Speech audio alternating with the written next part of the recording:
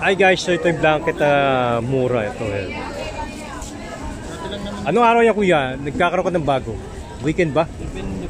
Depende. So ilang araw lang yan bago maubos? 1 week din?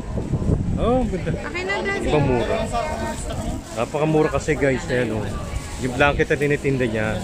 Kasi bumili kami ng comforter. Ang mahal magpa-laundry.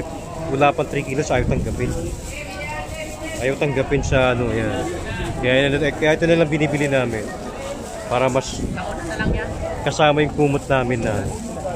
Ihiwalay na nga lang yan, love. Tanggalin mo na kaya yan. Oo, isa na.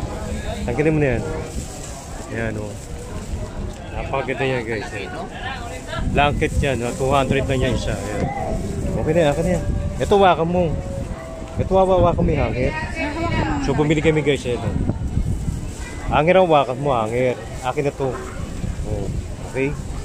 Okay na yan. Boy, ilang boy. Okay guys. Bumili kami. Magbibili kayo guys dito sa Quiapo. Ayan yung simbahan. Meron na. Ayan. 200 na. Meron na. Ayan.